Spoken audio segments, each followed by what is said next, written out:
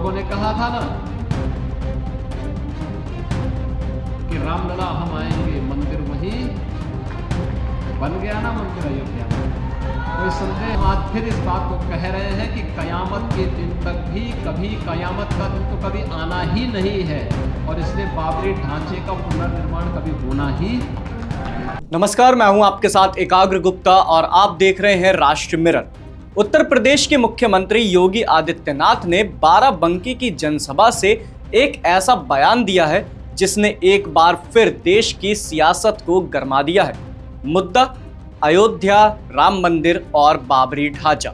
CM योगी ने दो टूक शब्दों में कहा, अयोध्या में जिस स्थान पर आज भव्य राम मंदिर खड़ा है वहां आप किसी और ढांचे की कल्पना भी व्यर्थ है।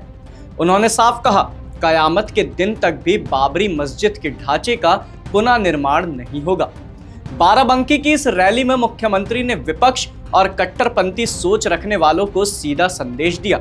उन्होंने याद दिलाया, हमने कहा था रामलला हम आएंगे, मंदिर वहीं बनाएंगे, और मंदिर वहीं बन गया। योगी आदित्यनाथ ने कहा कि अयोध्या में बना श्री राम मंदिर करोड़ों श्रद्धालुओं की आस्था, विश्वास और सांस्कृतिक गौरव का प्रतीक है। यह केवल एक धार्मिक ढांचा नहीं बल्कि भारत की सनातन परंपरा का जीवंत प्रतीक है। उन्होंने उन लोगों पर निशाना साधा जो बाबरी ढांचे के पुनर्निर्माण की बात करते हैं। योगी ने कहा, जो लोग ऐसे सपने देख रहे हैं उनका सपना कभी पूरा नहीं होगा। हम लोगों ने कहा था ना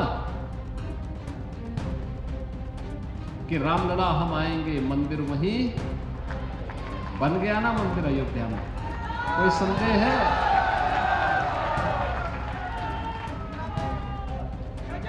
कोई संदेह है?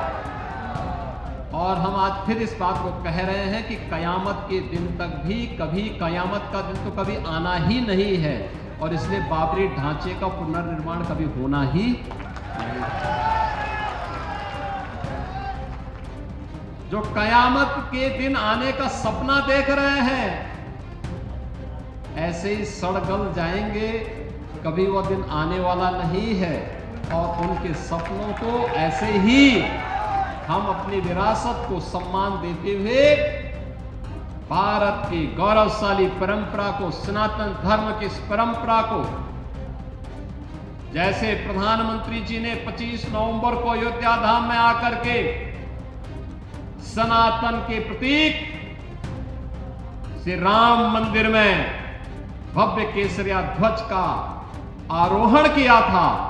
ये केसरिया ध्वज हमेशा ही भारत के इस गौरव को, सनातन के इस गौरव को आगे बढ़ाने का कार्य इसी मजबूती के साथ करेगा।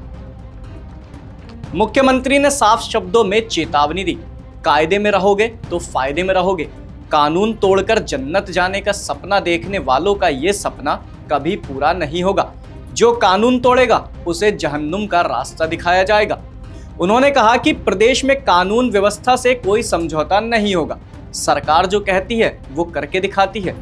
कानून तोड़ने वालों को ऐसा सबक सिखाया जाएगा कि उनकी आने वाली पीढ़ियां भी याद रखेंगी। अपने भाषण में योगी ने 2017 से पहले के उत्तर प्रदेश की स्थिति का भी जिक्र किया। उन्होंने कहा कि उस समय दंगे, कर्फ्यू और असुरक्षा का माहौल आम बात थी। बेटियां सुरक्षित नहीं थी, व्यापारी और किसान डर में जीते थे। लेकिन आज उत्तर प्रदेश में कानून व्यवस्था मजबूत है और सुरक्षा का वातावरण स्थापित हुआ है।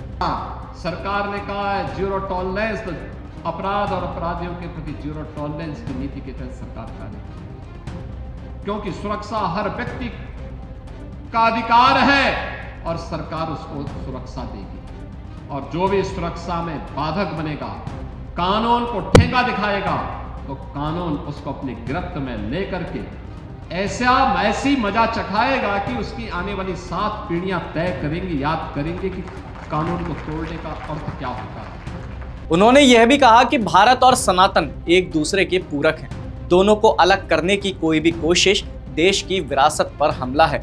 अंदर और बाहर से हो रहे प्रहारों के खिलाफ सजग रहने की जरूरत है। बाराबंकी की इस रैली के बाद सियासी तापमान जरूर बढ़ गया है, लेकिन एक बात साफ है, योगी आदित्यनाथ अपने रुख से पीछे हटने वाले नेताओं में से नहीं हैं।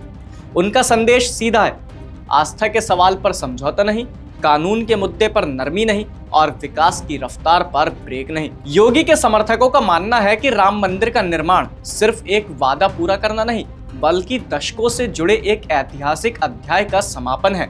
और अब जब अयोध्या में भव्य राम मंदिर स्थापित हो चुका है तो उस पर कोई पुनर्विचार नहीं होगा। यही स्पष्ट रेखा योगी आदित्यनाथ खींच चुके हैं। कानून व्यवस्था को लेकर उनका सख्त रुख भी उनके राजनीतिक व्यक्तित्व की पहचान बन चुका है। पूरी तरह से साफ है, योगी आदित्यनाथ सिर्फ बयान नहीं दे रहे, बल्कि अपने एजेंडे और विचारधारा पर अडिग खड़े हैं।